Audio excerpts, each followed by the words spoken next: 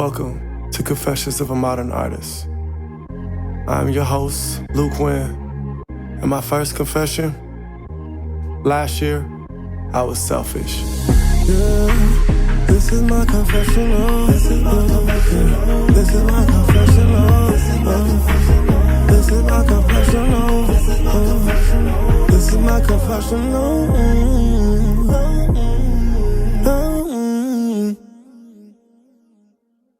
First and foremost, we are here. It is the year of 2024. We made it, y'all. Kobe year. This is the Kobe year. 24. I know for a lot of people, the start of a new year is resolutions, it's goal setting, it's weight loss. It's a lot of hopes and dreams. But if you're like me and you've been a creative and you've been an artist for much longer than 24 years in your life, or even, just the last few years, you already know. Every single moment, every month, every week is like that. Every single week we're chasing after something. Every moment we're thinking about something. We're thinking about how we can accomplish those goals that we've set for ourselves. And last year for me, I gotta admit, I was really selfish.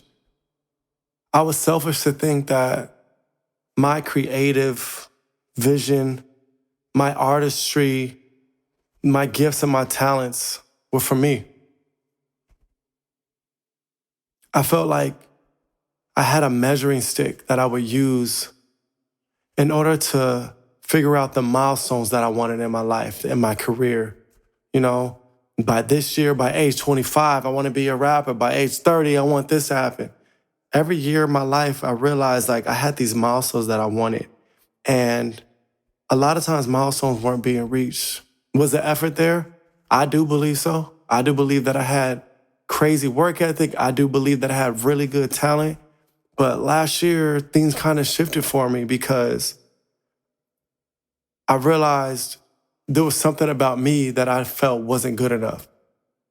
I felt like there was something in me that no matter how hard I tried, I just couldn't break the glass ceiling. And in my ignorance and thinking this way, I just felt completely bad. Last year, I spent more work behind the camera ever in my life. Last year was literally people didn't even know I could write, I could rap, I could sing. People didn't know the decade that I put in the music industry just trying to make things happen. I fell back.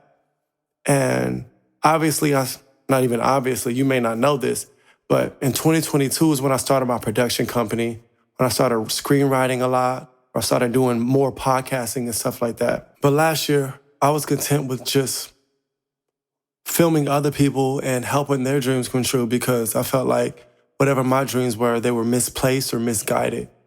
And essentially, I felt like maybe they weren't real dreams at all. It wasn't until the end of last year when I kind of had this moment of reflection. And I felt like God kind of spoke to me. And the truth of the flaw of, how do I put this?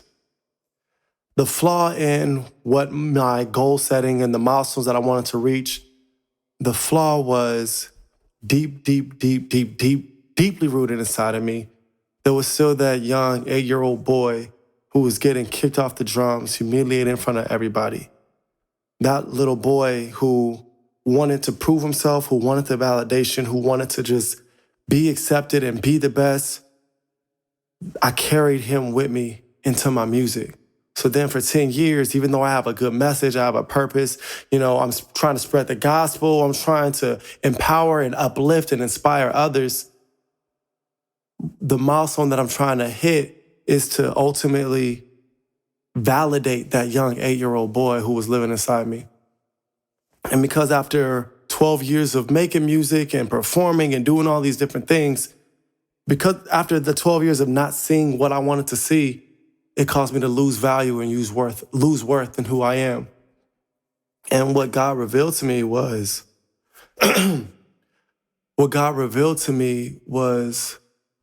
that's not why he gave me my gifts and talents.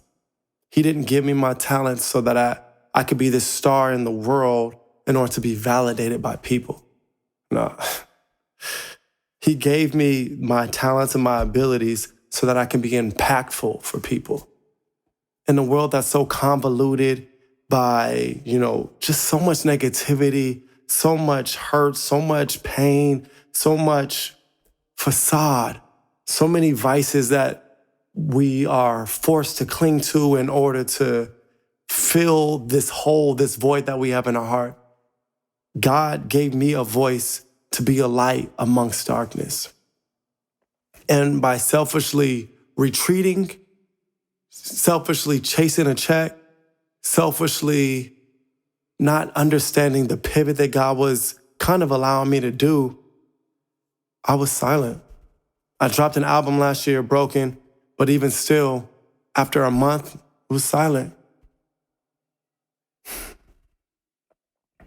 My encouragement right now for all those creatives who have been underdogs, who have been mistreated, who have never been good enough, don't allow your purpose to be wrapped up in what you always wanted to be as a child.